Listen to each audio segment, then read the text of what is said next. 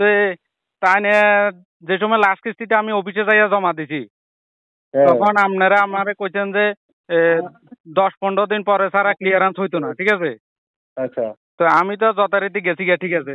তারপরে 10-15 দিন পরে আবার ফোন করছি, আপনারা কইছেন যে এখনো ক্লিয়ারেন্স হয়েছে না।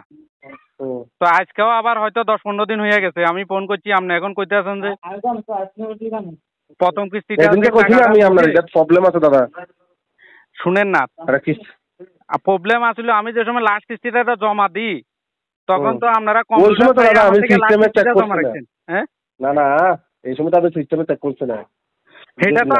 আরে আপনারা এই সময় তো আমি কইলাম ওই আপনার এই সময় আমার সিস্টেম কাজ করে না, এই সময় আমি দেখতে পারতাম না কিছু, এই সময় আমি কিছুই দেখলাম না, বুঝলেন না কি বলছে। তো এইটা তো চেক করেন ছাড়া আমি সেটা তো দায়িত্বটা তো আমার নয়, এই দেখানোর দায়িত্ব তো আমার নয়, আমার লাস্ট দিন। আরে দেখানোর দায়িত্ব বলতে আমরা যদি সিস্টেম খারাপ হয়ে যায় আমি কই দেব, বুঝলেন না। তো সিস্টেম খারাপ হয়ে গেলে আমি যদি আপনারা ডেট শেষ হইবার 5 দিন পর দিয়ে যাই, আপনারা কি আমার থেকে সেম টাকা রাখবেন না বাড়তি টাকা রাখবেন? না 5 দিন পরে গেলে তো 5 দিন পরে যত ফাইন যায় তা মিলে বাবা দিও, তারপর যাও। এটা ড্রাইভার আমরা কাস্টমার নেবো নাকি? আমি তো যে সময় টাকাটা জমা দিচ্ছি আজকে মাসখানেকের উপর হয়েছে না। তো মাসখানে 15 আমি ফোন করবার পরে আপনারা কইতে আছেন যে 3,500 টাকাটা প্রথম অ্যাডভান্স আনছে এটা আপনার নামে ইন্স্যুরেন্স হয়ে গেছে। তখন এই কথাটা আমারে কেন কইছেন না?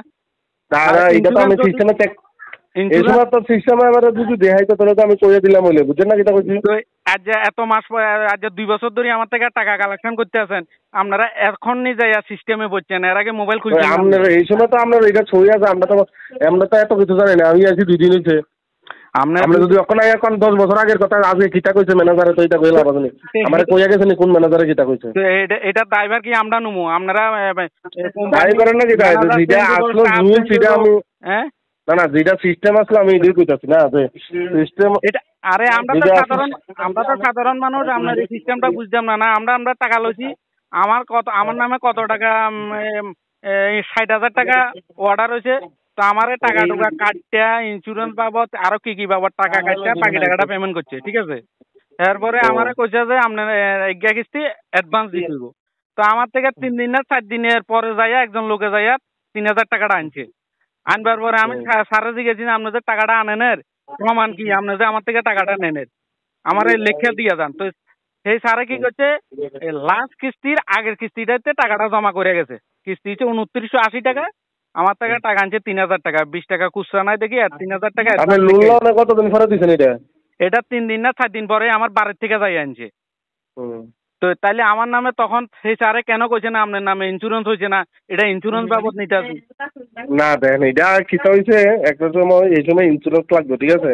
তো আপনার অলরেডি ইন্স্যুরেন্স কাটছে, যেটা কাটছে ডেথ ইন্স্যুরেন্স, বুঝলেন কিটা হচ্ছে, মারা গেলে লোন মুকুব করে দিব, যেটা আমরা এখনো চলে, ঠিক আছে। এটা তো আমি শুনেন না, আমি তো আরো কোম্পানির থেকে টাকা লইছি। তো এটা তো যে সময় টাকা আমার নামে অর্ডার হয় এত টাকা, যত টাকাই আমি লোন লই এত টাকা থেকে কাটটা কুটতে না তারপর টাকাটা দেয়। আমার নামে 60,000 টাকা হচ্ছে, 60,000 টাকা দিছে নি ইন্স্যুরেন্স। যে সময় অফিসে দাদা অফিসে আমরা বুঝতেন না মোবাইলে এত কথা, যে সময় টাকা